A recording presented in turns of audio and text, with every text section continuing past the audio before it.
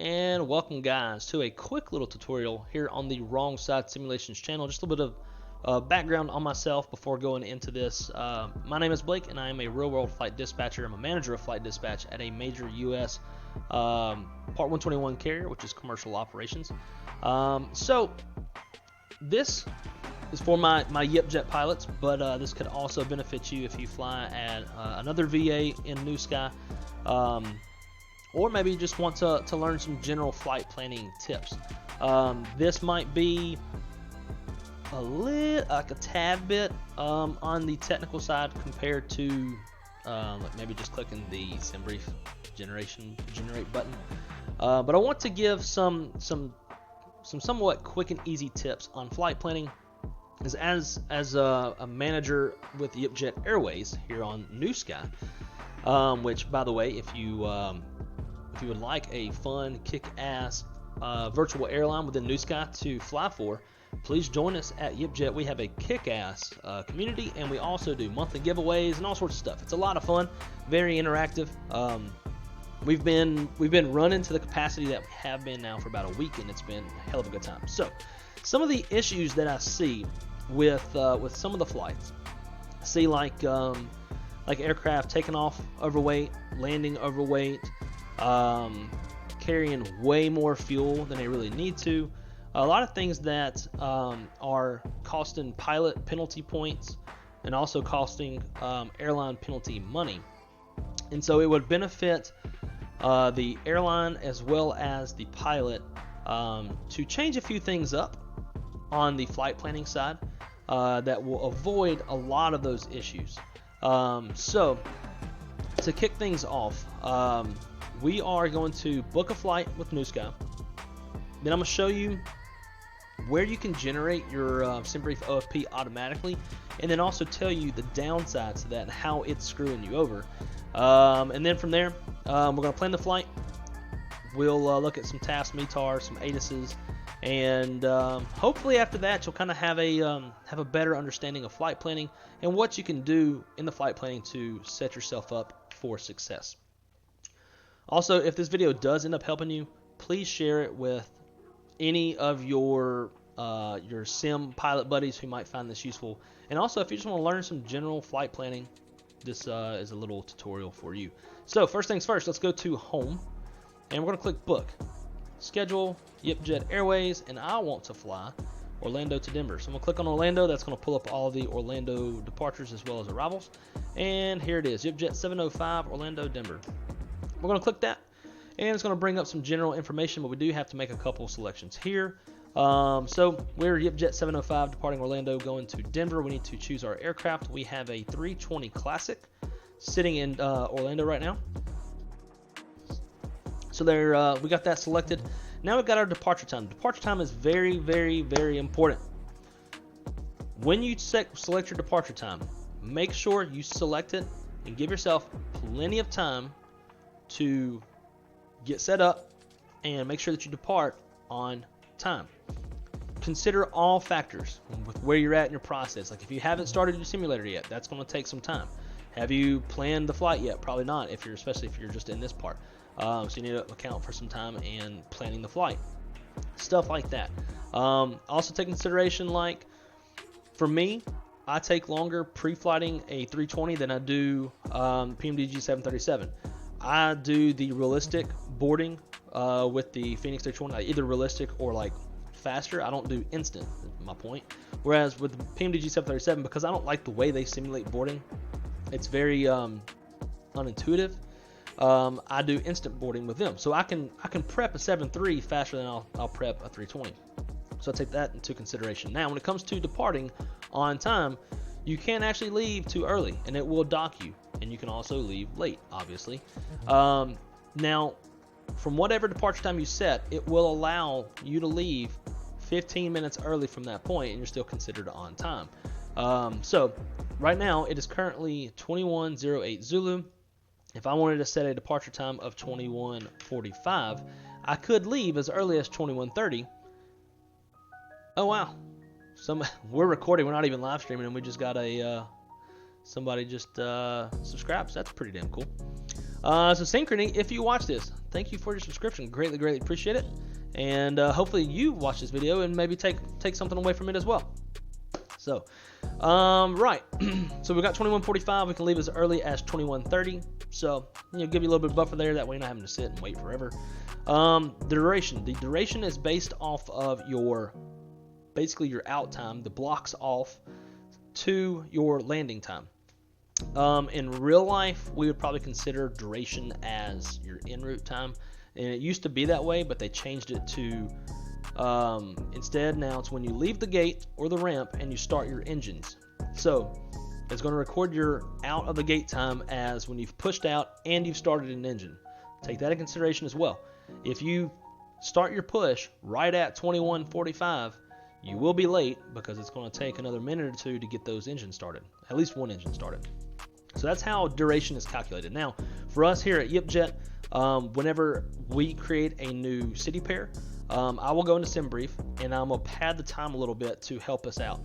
So there's some things that I want to account for that maybe some other VAs may not think about. So for the taxi time, I increase it from the default 20 to 25-minute taxi out. That is for, and 25 might be a little excessive in some airports, but if you're flying VATSIM, it might take a hot minute to get a clearance because you're waiting on the radios to die down and get a damn a word in. Maybe you got like people behind you who just pushed out and now you're blocked. To account for a little bit of that in case you want to fly on VATSIM, because it will definitely take a little bit longer to get off the ground when flying VATSIM than it would if you weren't. Then also we've increased it from an 8-minute taxi in to a 15-minute taxi in, so to allow for a little bit of time there if you're really like actually trying to go to a gate, like a specific gate, you need to go to the other side of the airport or something. Got a little time built in for that.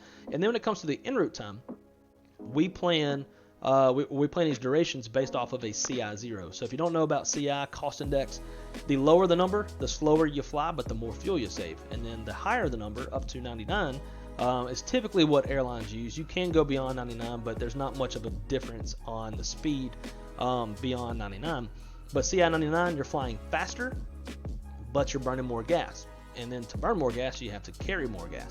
So, if you are flying, or if you're flying and all of a sudden like you kind of notice like, hey, we're a little bit behind schedule, might land late, then maybe you bump up the CI to like 99 or something like that. But again, it will use fuel, so you want to make sure that you check your fuel load before you do that.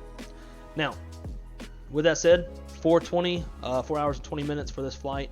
That's a little bit long, but if you're flying on VATSIM and you're trying to save money for the airline, you're flying CI0, you'll still have an on-time arrival. And in the real world, the Department of Transportation considers any arrival within 14 minutes of the scheduled arrival time. It's called A14. If you land within 14 minutes of your scheduled arrival time, that is an on-time arrival in the eyes of the U.S. Department of Transportation. All right, so we're going to book flight, and from here, it's going to give us our passenger count. So this is information we need for flight planning. Now, you could hit the Generate OFP and SimBrief button. Here's a few reasons why I highly advise you don't do it. It will use the SimBrief profile that we have set for the specific aircraft.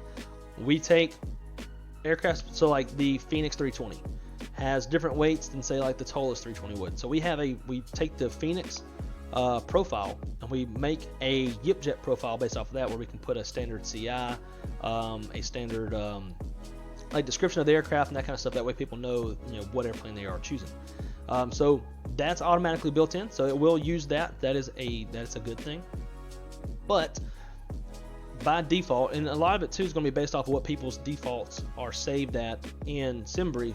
But most people have adding an alternate as a default selection. So it's going to add an alternate for every flight you fly. That is not great when you're trying to save money. If you're flying to an airport that's like got beautiful weather, why would you want an alternate? Like if we're going to Orlando, typically it's going to plan Miami as an alternate, even though Tampa is right there. Jacksonville is not far. Daytona, Sanford, Melbourne, like there's a bunch that it could choose from. They're a lot closer and would save more gas, but it don't. It chooses Miami. It's like 45 minutes away. It's like a roughly 4,000 pound burn. So not only are you having to carry the gas, but that extra gas for the burn from Orlando to your alternate of Miami, that increases the trip burn from your origin to Orlando. 7% of every 1,000 pounds that you carry, roughly, and this is more so based off of the 320, 7% of every 1,000 pounds that you carry on the airplane is just going to get burned out the back, just on the burn for the weight of that fuel. So if you're carrying an alternate and it's beautiful weather in Orlando, you're burning gas for no reason. That's going to be taken out of your profits when operating these flights. What else does SimBrief do that's not very helpful? It'll plan you too high on really short flights. It will give you just some random CI because it doesn't have a scheduled time of arrival. Therefore, it's just going to base your CI off of whatever. If you want to fly like CI, like a standard CI of like between 15 and 20 is a pretty standard CI that most airlines would run for an on-time flight. Well, it might bump you up to 50 for whatever stupid reason, and that's just burning gas, burning money. There's a lot of cons. The other thing too is like if you want to, like on this route, we're going to have a fair amount of weather.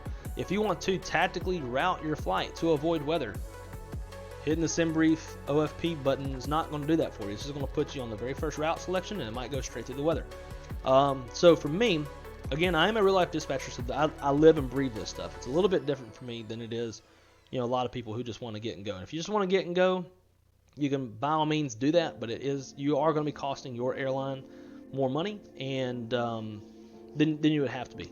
So for me as a dispatcher, I like to have control over what my flight is going to do. So for me, what I would do, I'm going to go SimBrief. We have 155 passengers. You see here, I think I bumped up my mouse sensitivity by accident. And we are YipJet 705. So that's really the only information that we need off this page. So here we are at the SimBrief homepage. We're going to go to New Flight. And from here, we're just going to type in our details. So YipJet, Yankee Papa Echo, 705, departing Orlando, headed to Denver. And then from here, we're going to select our airplane. And we're going to operate the A320 Classic. So we'll select that. Now, the next thing we have to do to make sure we have the correct profile is we're going to go to the variant or airframe, and we're going to find the one that says YipJet. So Phoenix YipJet A320CO. Got it. So now it's going to populate a lot of the details with what is already built into that aircraft's profile, which would be a standard cost index of CI 21. At YipJet, we fly a standard cost index of 21. And then also -5 on the fuel factor, because based off of the standard Phoenix profile, the engines underburn quite a bit compared to what SimBrief would plan based off of that. So we have dialed it down to -5 so that it's a more accurate fuel burn. So that's already set. We don't really need to change any of that. If we want to save more money, we can definitely go CI 0, and that will have the airplane fly as slow as it can while it's en route.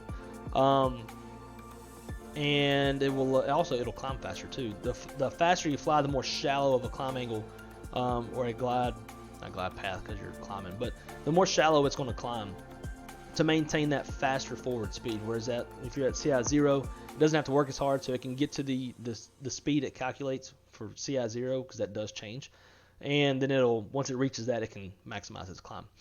So from there, we're going to come on down. Now, I have this set to 0, alternates count. I have that saved by default. I would highly suggest you do that. That way it's not giving you an alternate when you don't need it, because more times than not, you're not going to need an alternate. So, I have none in the alternates count, and that also reflects up here in the alternate box there. It says none. And yeah, so we're going to leave that at 0 for now. We'll check the weather and all that kind of stuff and determine if we need one. Contingency fuel, taxi out, taxi in fuel, you can change that to what you think you need. 20 minutes in the 320CO is roughly 500 pounds. So that's 20 minutes is totally fine, especially getting out of Orlando. 8-minute taxi in, whatever. Like we're going to land with plenty of gas. You got your 45-minute reserve, plus another 15 minutes on top of that. So we're going to have plenty of fuel to taxi in. I'm not worried about that. Now, in the U.S., this is a huge part that I see it's wrong all the time. In the United States, the domestic fuel policy is you have to, like by law, you have to carry 45 minutes of reserve fuel. 45 minutes of fuel that you cannot plan with. Like, you can't say, oh, there's going to be some turbulence, but we got 45 minutes of reserve, so we can use it for that. No. 45-minute reserve is for complete unforeseen circumstances. Now, most airlines, like in the real world, most airlines, when they're planning minimum fuel, the minimum fuel for planning purposes that they're going to land at is usually roughly around 60 minutes total fuel. So your 45-minute reserve, and then another 15 minutes of extra fuel, and you can use it for whatever. So taking a little bit longer to taxi out, fine, you can burn into that fuel. So we're going to set that. We'll do minutes. We're going to set 15. So between our 45-minute reserve and our 15-minute extra, we got 60 minutes of fuel that we'll be planning to land with. Now, our next part is we need to determine what our departure runway and arrival runways should be. So one thing I love about the newer SimBrief, the SimBrief version that came out not too long ago, is you can click on this little cloud and it will pull up the ATISs for you. Now, most big airports have a separate arrival and departure ATIS. So since we're leaving Orlando, we want to find the departure ATIS. So right here we have MCO departure info Victor. So this is the one we want. If you go further down, you'll see they got arrival. So for the departure, you got your weather, wind 0, 0 at 7 knots, 10 statute miles. Now I am going to show y'all a way that you can decode METARs and TAFs so that you don't have to be trained on how to read it. So we're going to scroll down until we find departing runways. So there they are. Runways 17 right, 18 left, 18 right. Typically, let me get some. Let me get my plates out so I can show y'all the idea of what I mean by some of this stuff. Let's go KMCO charts, taxi, airport info. Okay, so when you're choosing we have 3 runways to choose from. Well, the thing that you want to consider is usually ATC. In real life, ATC is going to, and this also applies with VATSIM, because they'll do the same thing on VATSIM. If you're just flying with no VATSIM, then none of this matters as much, but it does make getting out of the airport a little bit easier. So, as you can tell here, we are going to the west. So we want to choose we want to choose the western side of the airport to depart from.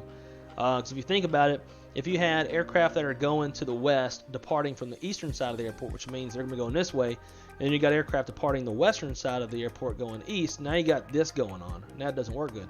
So if you have eastern guys going east and western guys going west, there's no traffic issues there. So with this, we want to determine, okay, we're going west, so we want to depart from the west side of the airport. When we look at the plate for Orlando, you can tell we got 18 left and 18 right. That is on the western half of the airport, and then 17 right, 17 left is on the eastern half. If you're going to the north, obviously you would be looking at these numbers. But today we're departing to the south. So now the other general concept that ATC typically runs. Now this is if all runways are open in real life, and obviously there's not usually runway closures in flight sim. Typically. So if we're taking off and landing to the south, so we're going this way, then arrival airplanes will typically land on the outermost, so they'll land 18 right, while departures are departing off 18 left. This avoids from having departures having to cross runways and stuff like that.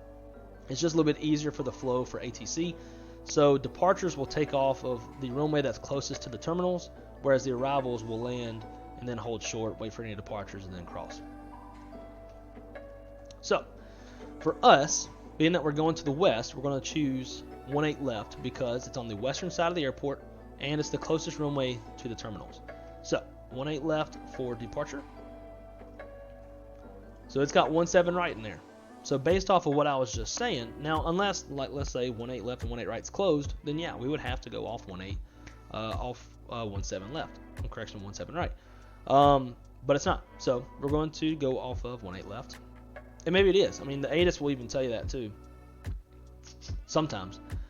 See departures, NOTAMs. Runway 17 left and 35 right closed until further notice. This is a real world ATIS. You don't have to go based off that in the flight sim. So we would go 18 left.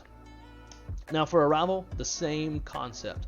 So we're coming into Denver from the east, right? There's a difference in from east versus to the east. So when we're departing, we're going to. When we're arriving, we're coming from. So we're coming from the east, so we want to be on the easternmost side of the airport. So if we look up Denver, let's go ahead and pull up the airport diagram. Nope. Did I type in? Man, I think I typed. No.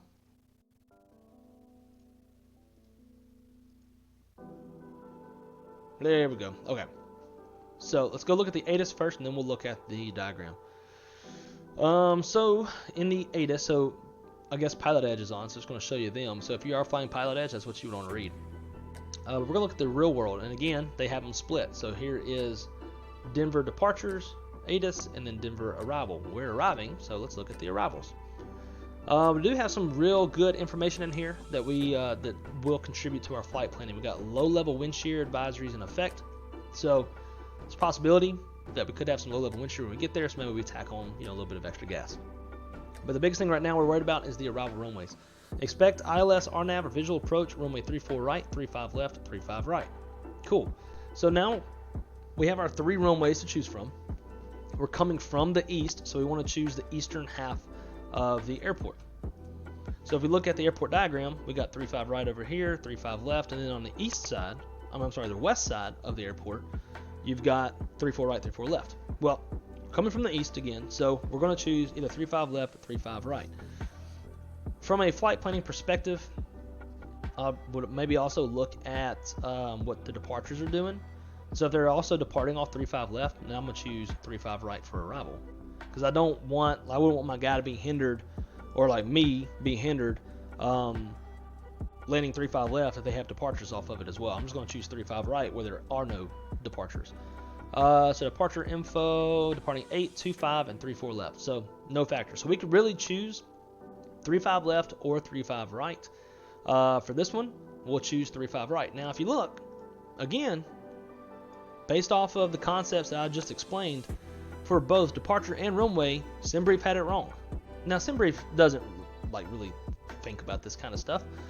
The main thing I care about is at least it looks at if it can analyze the ATIS. I don't know if it has that capability, and if it doesn't have that capability, to at least analyze the wind direction and plan the correct departing and arriving direction.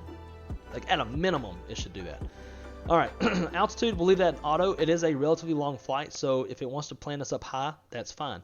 If you have SimBrief plan you low for a longer flight, when I say longer, I mean like longer than like an hour, 15 minutes.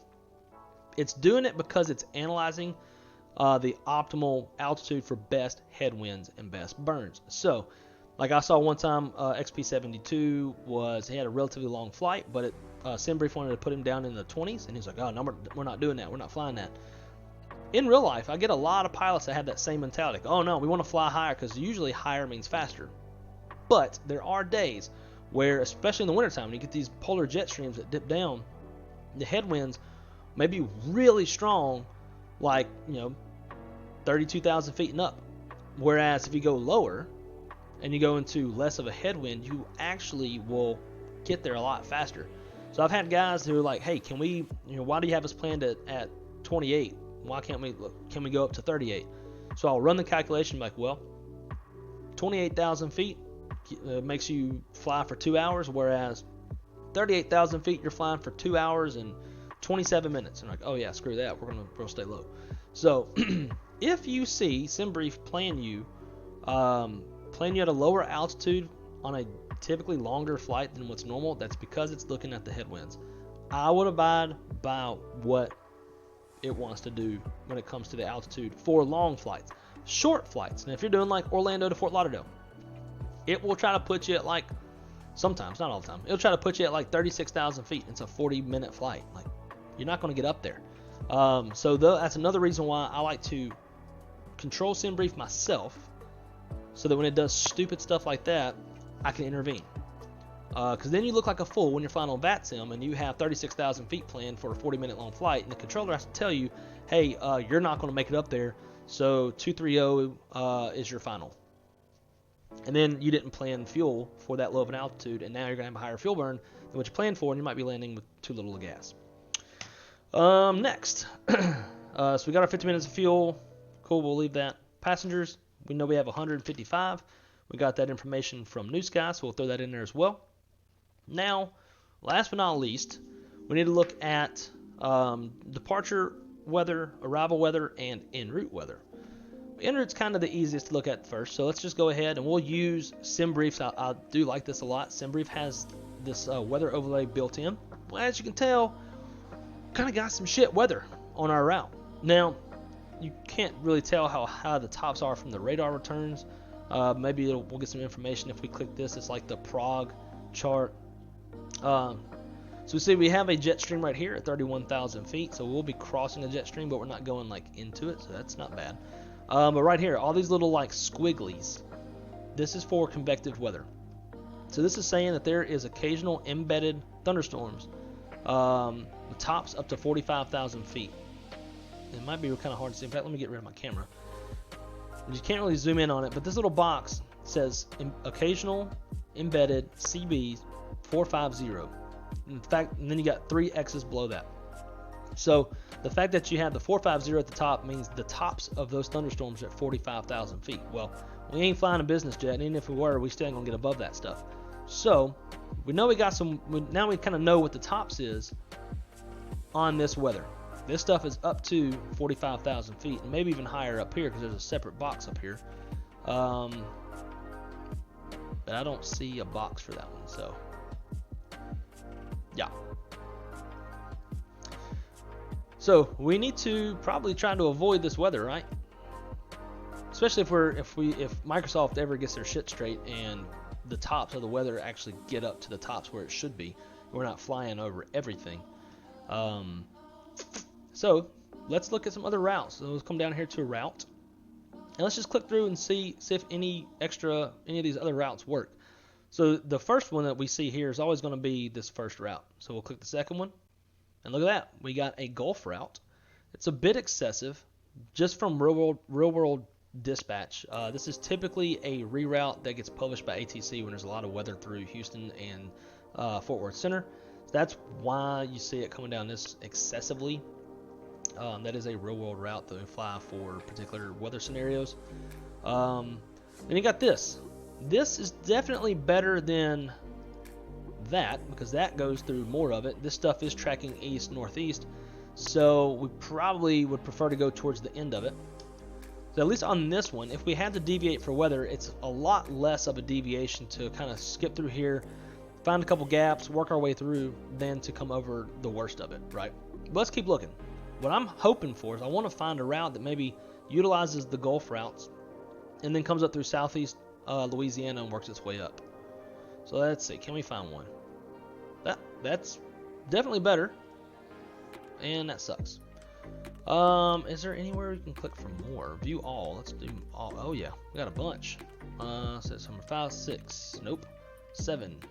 Hey, there we go. That works pretty good. And it's also going in the general direction that it wanted to route first. Now, I don't know if SimBrief chooses its routes based off of wind or just because it's the most filed in real world. I think that's probably how it does it. And this is something if we have, as dispatchers in real life, if we have a lot of routes to choose from, we'll do this. We'll just go and click through routes and find which one works the best with the en route weather. Number 8 sucks. Number 9, it's kind of the same thing we've already seen. Number 10 sucks. Number 11, there we go. That's the route I'm looking for.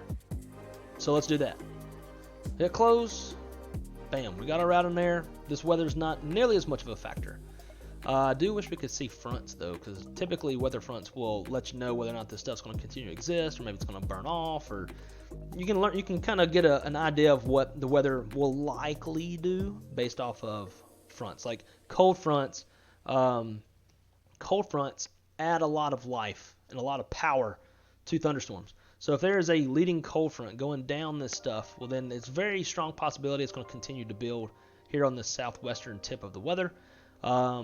But, at least for now, this looks good. And for flight sim purposes, this is what we'd want to do. There are some resources out there to look at future weather radar and like weather radar predictions. And if you see a trend of it building down here, then maybe we do fly that other route that comes all the way out here. But you know, also the tops on this stuff over here is probably going to be a bit lower than it would be in this stuff. But that's more of a real world thing. Microsoft Flight Sim is not very good at portraying the tops very well. So we got a good route. We do know we're going to have some weather on our route. This stuff's probably just rain. It does exaggerate the return intensities quite a lot. I've noticed that like it's almost like they have the weather radar sensitivity, because sensitivity is a real thing in weather radar. They have it turned like all the way up. So pretty sure that most of this southwestern stuff and the stuff over the Gulf is predominantly rain. Maybe there's some small embedded isolated scattered cells through here. So we're going to take a little bit of extra gas for any deviations that we need for the weather. So more than likely 15 minutes would be fine for this. So we'll scroll down, click 15 minutes. We got 15 minutes to dispatch add fuel for the weather. The only other thing that we can't really see from here is turbulence. We do have these little dashed areas like so, which I believe that should represent turbulence along, and it's associated with this jet stream. We got this little box right here. It tells you it's got a moderate turbulence from 26,000 to 39,000 feet. But I don't know if that's associated with this area or if it's within this area. It's kind of hard to tell. Okay, so based off of this one, so we have another one right here. Moderate turbulence, 35,000 feet. And they're forecasting that turbulence throughout this entire dashed area. We're missing pretty much all that. We'll be below it because we'll be on the descent in this area. But through here, we're missing this whole one, so we don't have to worry about turbulence. So for this flight, we can we don't have to plan any fuel for possible altitude deviations for bad rides. So 15 minutes of dispatch add fuel, cool. Now let's look at our departure weather and our arrival weather. So to do that, if you can read TAFs and METARs, you can come here and you can read it here. So if we're departing at what was it, 21:45? Yeah, 21:45. If we're departing at 21:45, well, we're going to come to the TAF and take a look. So we got a tempo starting at midnight Z, so we'll be up here in this top line. And it is forecasting wind 090 to 8 knots, greater than 6 statute miles, vicinity thunderstorms, scattered clouds at 5,000. Those clouds are cumulonimbus. That is, you can tell because it says CBs. And then broken at 10,000. Well, it's vicinity thunderstorms for getting out of an airport can cause some issues. It's probably going to be some slightly longer taxis because of mile and trail or minute and trail, which basically means like one airplane departs, and once they're 15, 20 miles out of the way, then the next one departs. And it's just to reduce the volume and the workload on the controllers to be able to like handle those aircraft as they need to make deviations around these cells. So that tells me I probably want to increase my taxi fuel a little bit, not a whole lot. So we'll, instead of making it a 20-minute taxi out, let's make it a 25-minute taxi out. Now in real world, when this stuff really starts to pop off, you could see like some taxi delays that can get like upwards to like 90 minutes. And it can get, depending on the volume trying to get out of the airport and how affected the airport is by the weather, you could see some very, very long taxi outs. But for this, and especially being a flight sim, we'll tack on another 5 minutes. So it'll give us a few hundred pounds more taxi fuel. So that's going to be our departure weather. Now the other side of that we need to take into consideration is we might have some lateral deviations as we work our way around those cells on departure. So now, maybe instead of 15 minutes of contingency fuel, maybe we make it, 18 minutes. On average, the 320 is probably similar for the 737 family. Burns about 100 pounds a minute. So if we're thinking like, all right, we're just going to make some minor deviations during the climb. Pardon my dogs, guys. My girlfriend just got home. So if you're thinking, some minor deviations during the climb, it's probably just going to be a few hundred pounds. Now, if they are like larger cells, and there's going to be like maybe some reroutes and stuff like that that result from the weather, then you would probably plan a bit more than 300 pounds. Alright, so to look at TAFs and METARs to make things a little easier for you than having to try to um, decode a TAF or a METAR. What you can do is you can go to aviationweather.gov/METAR, and I'll make sure to put this link into the description for this video. If you go there, it'll present you this little box down here, and what you can do is for the METARs, it'll show you METARs at the top. Then you can also include TAFs. It'll show you TAFs at the bottom below the METARs. So we hit get METAR data, and now here is our weather for Orlando and Denver. So some of you obviously won't be able to read this. So what you can do is up here at the top, hit decode, and then that will decode all of this for you. So for the METAR in Orlando right now, when it decodes it, it'll give you all of like the items here on the side. So your temperature is 28.9 degrees Celsius, although up here it's just going to show us 29. Your dew point, your altimeter setting, your winds, visibility, ceiling, and clouds. Now once you get down into the TAF, and TAF for the most part when you're flight planning is going to be a little bit more relevant than a METAR. Again, a METAR is an observation, it's what's happening now, whereas a TAF is a forecast, and that's what's forecasted to happen throughout the validity time of the TAF. So in the short term, you want to look at what time this forecast period is for. So every line of a TAF, it represents a different time frame in the forecast. So up here at the top, the 21st of April at 2100 Zulu, it's this line, and then we have a tempo, so temporary time period per se, from the 22nd of April, because right we're in the Zulu time. So from the East Coast, it's Zulu is add 4 hours to your local time, that gives you Zulu. Central is going to be 5 hours, so on and so forth. So from 22nd of April, because that's just a few hours away, until the 22nd of April, 0300 Zulu. This is going to be what you're looking at for that specific time period. Then from the 22nd at 03, and the 22nd 15. So you need to figure out like what time you're departing, and look at the particular line. If you're looking, if you're not going to decode the TAF. If you are going to decode the TAF, once you have it decoded, you need to figure out which line it applies to. So you're going to look at the forecast period right here. So if we're leaving at 21:45 Zulu,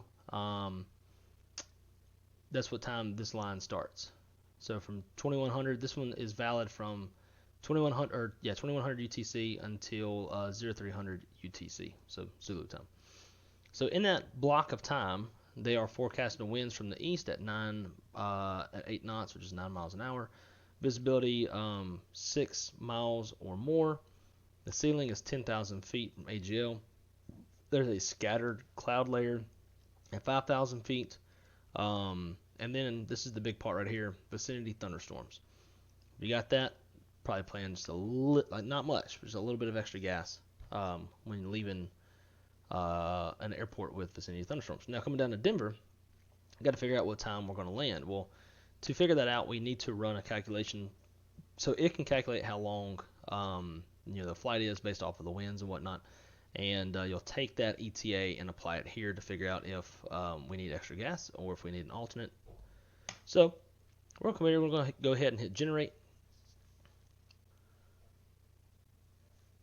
And also another step that you want to make sure you have, you want to make sure you've got at least something close to the departure time you're planning on in SimBrief. That way you have a more accurate arrival time. So anyways, I want to generate again. And we're going to find our arrival time, which is 0221 Zulu. So take that, and we're going to go find where that applies. So right here we got in Denver. Make sure this is Denver. Yeah. So in Denver, here's a forecast period from 0200 to 0800. So if we're landing at 0221, well, this would be the line that it applies to. So looking at that ETA, now in the real world, in real life dispatch, you're looking at an hour before and an hour after if you have less than 2,000 foot ceilings and less than 3 miles visibility, then you require an alternate. That's kind of getting a little bit complicated for you guys. So what I would suggest that y'all do for your simming purposes, just look at the ETA and determine if you need one or not. So 02 to 0800, so this is our arrival time. Winds from the northeast at 14 miles an hour. They're forecasting 3 miles visibility, 1,400 feet ceilings. They're also going to have some scattered cloud layers or scattered clouds at 800 feet from the ground. Also another broken layer, 1,400 feet from the ground, and an overcast layer at 2,200 feet. And their last thing is they're forecasting some light snow. So it's not really all that bad. 3 miles is fine. By the FAR's, Federal Aviation Regulations, we would require an alternate because of the ceilings at 800 feet. Actually, I'm sorry, that's scattered layer, so you wouldn't require there. You would require, though, for 1,400 feet being the ceiling, that is less than 2,000 feet, so we would require one. I know they're all not going to remember that, so it's kind of up to you whether or not you. It's a little too quiet in this thing. So, anyways, when you look at the weather and you kind of look at this stuff, just kind of figure out, like, does that sound bad?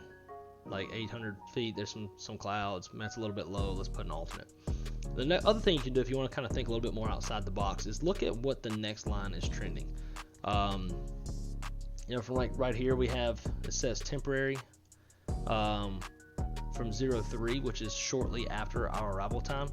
They are forecasting some snow and fog, some moderate snow and fog, obscured sky, and they're calling obscured sky because it's vertical visibility 500 feet. And the big part is they're forecasting half-mile visibility. See that right here? So when they put it into their little decoded way, it's 0.5 half-mile visibility. So with that being so close to our ETA, along with already forecasting some light snow when we get there, probably a pretty good idea to put an alternate. So that's where things can get a little bit more complicated if you're really trying to look for a solid alternate that's going to have good weather. You can start pulling up other places, but SimBrief likes to use Colorado Springs, so let's throw Colorado Springs in there. In fact, we'll get rid of the rest just to make it a little bit easier. And so we're going to 221. The other, if you're being really technical in real life, you'd have to take the time that it takes to get from Denver to Colorado Springs. Say if it takes 15 minutes, you'd have to add 15 minutes from the ETA to figure out what time you're getting there to look at the forecast for that time. But all in all, it's still going to be roughly around 0200Z. So let's look at that. And I'm not used to looking at this decoded stuff. So it would be right here. So this line is for 0130. So let's go find that in the decoded area. So right here, 0130 to 0400 Zulu. Looks pretty good. Yeah, actually it's totally fine. Winds from the north, 12 miles an hour, 6 or more statute miles, ceiling at 10,000 feet, scattered clouds at 5,000, broken at 10,000. So, they're not forecasting any snow, not forecasting any fog, no low visibility, so we could absolutely use Colorado Springs. Now, even if we had half-mile visibility, when we go to land, as it's forecasted to trend that way, Denver's a Cat 3 airport, so you can auto land if you really needed to. Half mile is a Cat 1 approach. If it got worse than that, you're looking at a Cat 2, Cat 3. You can always just auto land it. You're fine. So for all intents and purposes of this demonstration, we're going to add Colorado Springs, and we'll just type it in. Bam. So now it's going to process, and you can see it added it there with its alternate routing. I don't know if I think you can even change, you can change your alternate route if you wanted to. So in real life, you're probably just going to fly direct to Colorado Springs. So from here, we can kick out that and just put direct, analyze, bam, look at that. Straight there. That's also going to help reduce the fuel that you're carrying to Denver to get from Denver to Colorado Springs. So it's a little bit of fuel savings there for you. Now, for our ETA, do I anticipate any go-arounds, any sort of constraints that are going to cause us issues of getting in? Probably not. Again, Denver's a Cat 3 airport. You know, at our ETA, the visibility and the clouds are fine. But you know, at just shortly after our ETA, so let's say like if we took a bit of a delay for some reason, then maybe you're starting to look at that. You know, 40 minutes later, they're forecasting half a mile. So would half a mile make us go around or not be able to get in? Probably not. Not in Denver. If you're going to like Myrtle Beach or somewhere that's like just a Cat 1 approach, then now you might have some issues and might want to actually take some more gas for multiple attempts. But in this scenario with an airport like Denver, I wouldn't anticipate it. So overall, we're going to take Colorado Springs, but we reduced the alternate routing to direct to save some gas. We're taking 18 minutes contingency fuel, and that's going to be for both the en route thunderstorms and just the minor deviations on the climb out for the sails that are lingering around Orlando. And again, we can go ahead and kind of zoom in and see really how much is that weather affecting. So if we're planning on taking off of, oh man, most of those sails kind of burned off. For the record, I did have to stop recording. I had to make a run to Sam's and get some stuff. Came back about 45 minutes to an hour later, so things have changed a little bit weather-wise. But again, so if we got weather to the north, and it's kind of staying there, we're departing to the south. We're departing off runway 18 left, so we're not going towards the weather anymore. There's no longer stuff to the south of us, so now I'm gonna get rid of those 3 minutes of gas that we put on for those weather deviations, because now it doesn't exist. So now we just need to account for this stuff, which does seem to be building out this way. Cool.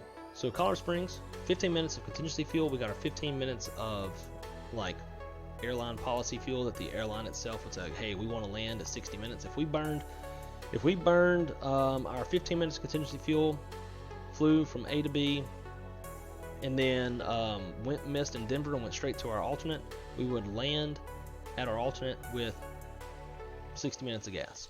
And it would be up to us if we wanted to burn this 15 minutes of extra, but we do not burn into the reserve. So we would still land with a little bit of a buffer, probably get one more approach in.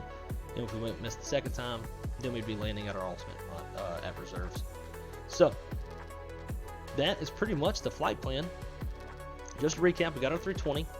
We actually starting higher up. Call sign, flight number, city pair. We got our alternate that we determined we needed because of the possibility of low visibility, and there's also some lower lying clouds at our ETA. We're departing at 21:50, so that's just about 5 minutes after our booked time in Newsky. Got our aircraft, our profile. We're going to fly CI0. Everything else is standard. We don't touch any of that. Got our 15 minutes of contingency fuel for en route weather. Got 45 minutes of our required by FAR reserve fuel. Departing on 28 left, arriving 35 right. And again, too, like if you're looking at a possible, if you're looking at like a possible low visibility approach, then maybe you start breaking out your charts. Like, all right, cool. Let's look and see what capabilities runway 35 right even has. Oh, okay. Well, they got a Cat 1, so that's good. Oh, cool. Look, they got a Cat 2, Cat 3, so we are good to use this. Now, let's say that this runway only had a Cat 1, and they were forecasting like a quarter mile visibility. Well, probably can't use, not even probably, we can't use this runway now because the forecasted weather is below minimums. So we need to go find a Cat 2, Cat 3 approach, or we're not going to be able to legally dispatch the flight. But that's more real world stuff. But I'm just saying, look at the forecasted weather and compare it to the approaches that you have available, and pick an approach that is at or above the forecasted weather. We changed our route to miss all this shit. So that's the Gulf route. So we got that in there. Got 155 passengers, 15 minutes of our airline fuel. Colorado Springs with direct. So all that's set. Now we can hit generate. And again, this is very long-winded. This is a very in-depth look at flight planning.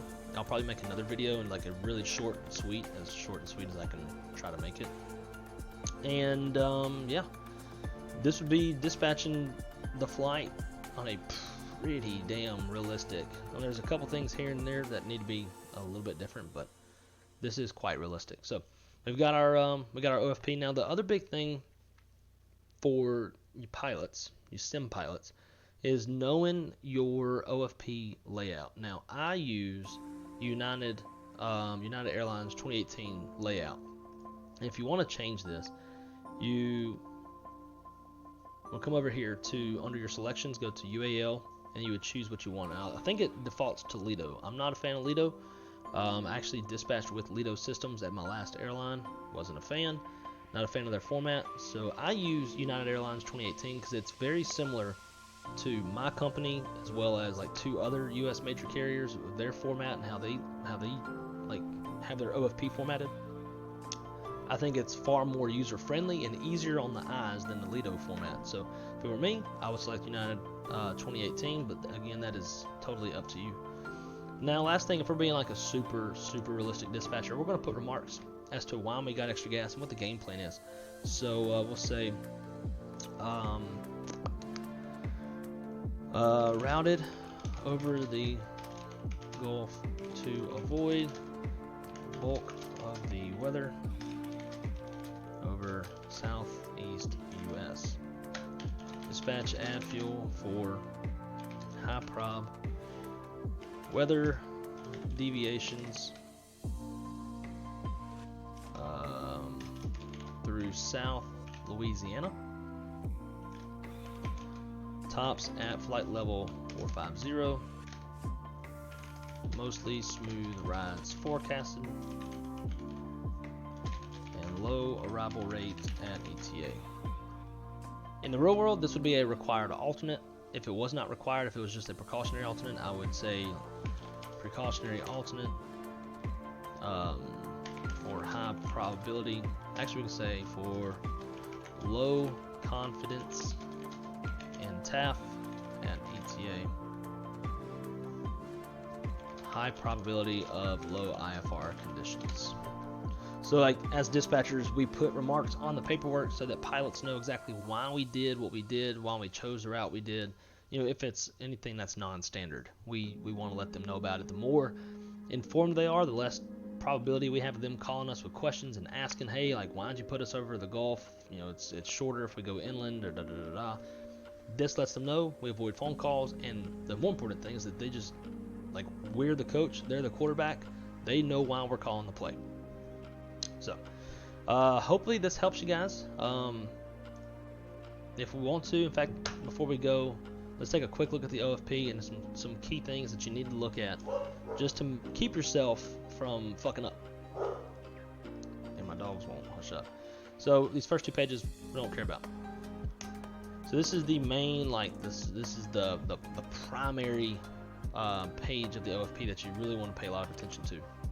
So right here we got our dispatch remarks. You know, it's all the stuff we just typed in. We also got some good information up here, like we're leaving Orlando. Plan to be out of the gate at 2150, which is 1750 local. We should be on at 0152. So why did it give me? Yeah, it's still saying. Okay, no.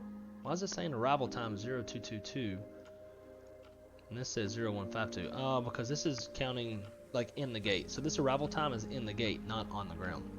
So this is adding the 15 minutes that we selected into the arrival time. So it's basically like what time you land plus taxi in is that. It's not necessarily what time you land. When it comes to real world dispatch, we care about what time we land more than we do what time we're pulling into the gate as far as weather forecasts and all that goes. Right. You can tell this was the 4th generation of this release. Got our remarks. So up here we got some good information like the total distance of the route, our wind components, predominantly like it's an average headwind of 69 knots. Fuel factor, so we dialed down the fuel factor for what we talked about earlier. Is our FICO score. So I don't know how they calculate this, because you would have to have the fuel costs for the origin and the destination. So if it's more expensive to buy gas in Denver for the next leg, you would see a negative. If it's cheaper, then we would it would be the other way around. For our cost index, we got 0, and then we're going to be flying flight level 360. So for the FMS init load, whatever that's supposed to mean. So we got our lat long to reference the airport if we needed. Especially when you're flying Airbus, this is really good to have. So it's got your cruising altitude with your the temperature at your top of climb. So you would actually, this is a part of the airline or of the Airbus that you would put in 360/-51. Bam, throw that in there. You got our triple pause right here. When you enter the triple pause into the Airbus, it is 5 digits, not 3. So you can put in like 54012. Like just make up the last 2 digits. But here, this is the biggest part. If there's anything I could ever get you to look at, it is these weights. So we have our 0 fuel weight compared to our max 0 fuel weight. So we are well below our max 0 fuel weight, so that's a good start. Takeoff weight versus the max takeoff weight, we're quite a bit under it. We're like a good 4,000 pounds below, so that's good. We don't have to worry about taking off over max takeoff weight and then getting, like losing points and penalties and stuff like that for being over takeoff weight. Landing weight, we're below on that as well. Let's use getting ready to play some baseball. 137.0 versus a max of 142.2 for rounding that up. So we're below max landing weight as well. So now, like, I don't have to worry about landing overweight, costing my airline money, costing myself pilot points. These, like, of anything to look at outside of your typical like fuel and route and altitude that you would use SimBrief for, pay attention to the weights, because it is biting people in the ass. They are overweight and don't even know it. Predominantly over max landing weight. Because the thing is if this was really close, if we were really close on the max landing weight, well, we definitely don't want to take a shortcut. We definitely don't want to underburn on fuel, because the more that we underburn, the more we're going to land overweight. So, got to be very, very cognitive of your weights.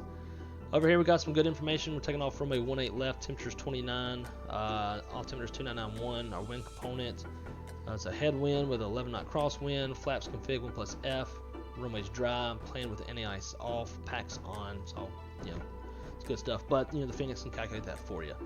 Then we got our landing parameters, runway 35 right, temperature's 9, altimeter's 2999. Got the winds 350 at 10, gives us a 10 knot headwind, 0 knot crosswind. Flaps 4, which would be full in Airbus. Dry, anti-ice. So engine anti-ice would be on. Inner icing would also be on, so it's accounting for some engine performance due to icing, like en route. So it'd be on the descent. It's actually impressive that it's calculating that, because my real life software doesn't even do that. You have to manually go tell it to do that. Then you just got your typical fuel stuff. You got your planned gate fuel. So we got 635 pounds of taxi out fuel. Our min required. Now this is a very important figure. Min required takeoff fuel is going to be cumulative of all of your protected gas. So from A to B, which is our fuel up here. So from Orlando to Denver, 21,000 pounds of fuel. So it compensates of that.